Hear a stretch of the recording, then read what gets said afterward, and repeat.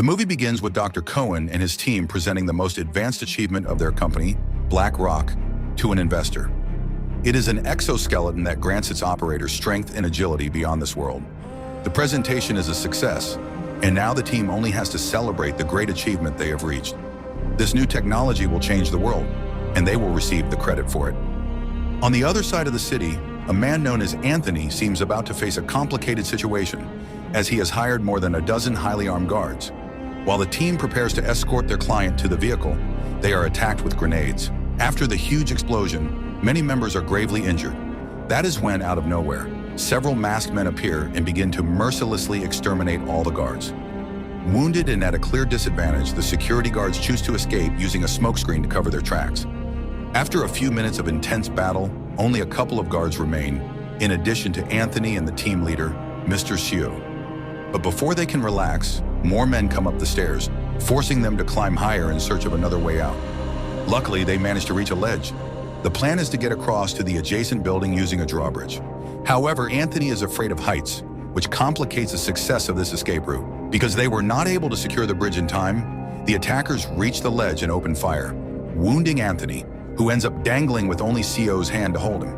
Suddenly, a helicopter appears, providing aerial support to Sio and eliminating the assassins.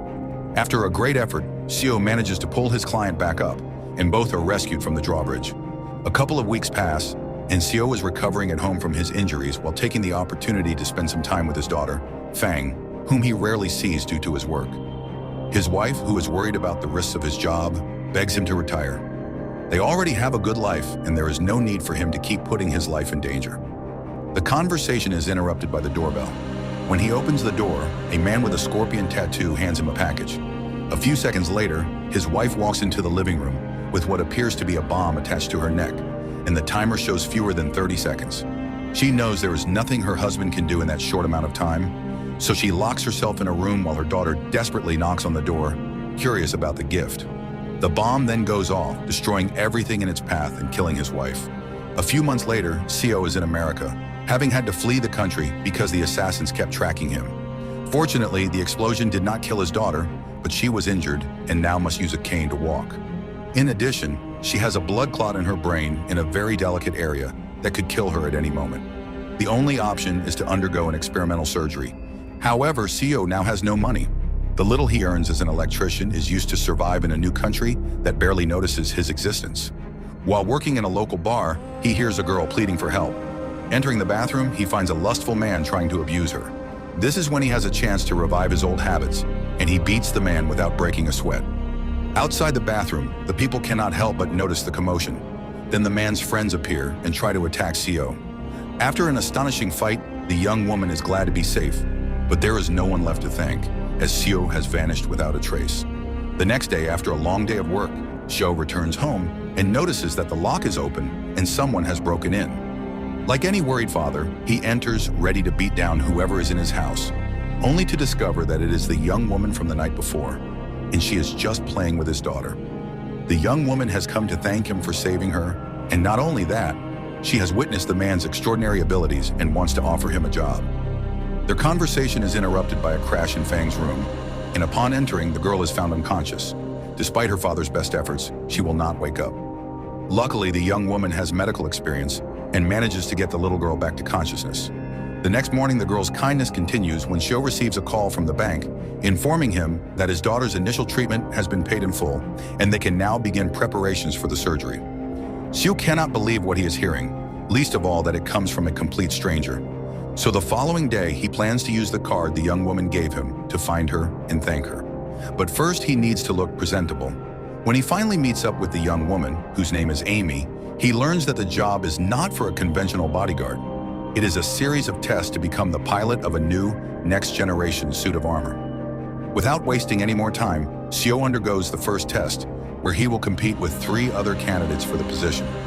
Like something out of a video game, the candidates are equipped for a simulated test in a virtual environment, featuring the latest technology in simulated combat.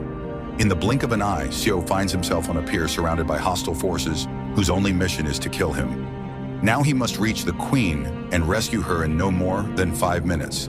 As expected, Xiu takes down all the enemies within the simulation and manages to reach the Queen. but everything changes when he discovers that the queen is his deceased wife. At that moment, memories of her death flood his mind, and Seo loses control, pulling off the virtual reality gear and having a post-traumatic stress attack that only calms down when he takes the pills he always carries with him. The protagonist has had enough of these twisted tests and asks the guard to open the door so he can leave. But while the guard is getting authorization, Seo sees smoke coming from a hallway. The guard leaves, locking Seo inside. A few seconds later, a huge explosion destroys much of the lab.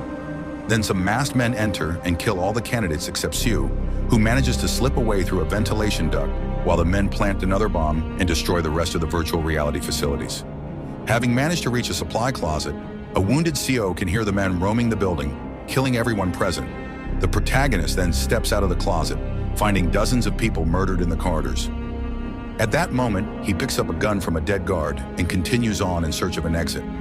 After several minutes, he arrives at a surveillance room where he sees the assassins holding Amy and the rest of her team hostage in the control room. They have come for the armor's control chip and have no qualms about killing Dr. Cohen's colleagues until he agrees to give it to them. After a few minutes, the doctor agrees to hand over the chip. But just when they allow him to touch the control panel, he does the opposite and programs it for self-destruction. Because there is no way to stop the self-destruction, the leader of the mercenaries kills Dr. Cohen and orders his men to gather the hostages for execution. That is when Seo activates the fire alarm in an attempt to distract them and stop the massacre. It works, and the leader of the assassins sends his right-hand man, Steven, to check out the area where it was activated and kill anyone who remains alive. Trying to save the remaining people, Amy offers to stop the self-destruction so they can buy a few more minutes of life. While this is happening, Seo manages to kill a couple of mercenaries and steals one of their uniforms, which allows him to surprise more of them. In an unfortunate turn, Seo encounters Steven, who tries to give him orders, but because he does not know the codes, Steven becomes suspicious and discovers Seo's disguise, triggering a fight. After an intense battle, Seo defeats Steven. Now he only needs to reach the control room before the self-destruction is complete, and the assassins execute all the hostages.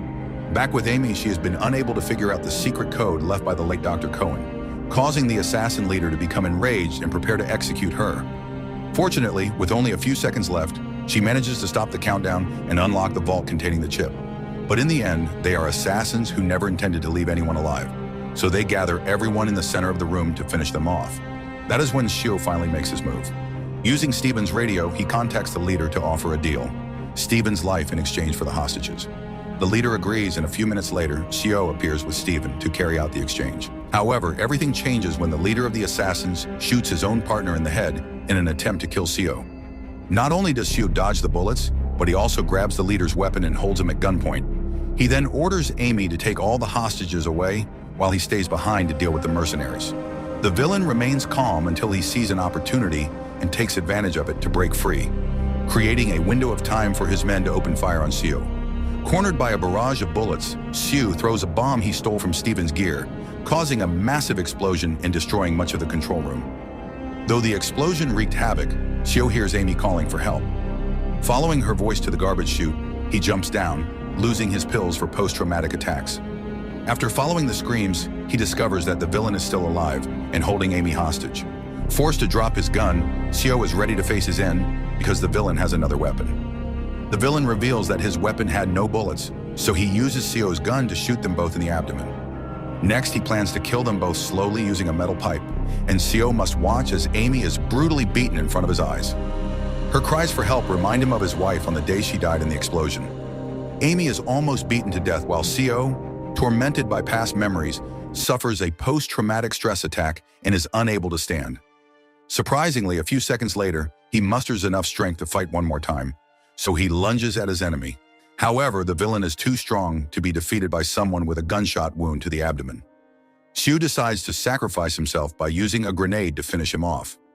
Right before it detonates, he realizes Amy is still alive, so he shouts at her to take care of his daughter as one last favor before dying.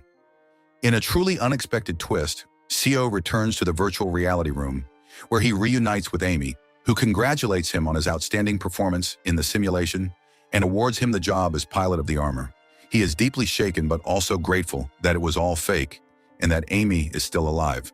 Additionally, Fang's surgery has been a success, and the little girl will be able to live a long life with her father, who has now secured a much better future for them both. If you want interesting movie recaps, like, share, and subscribe to follow us for more movie recaps.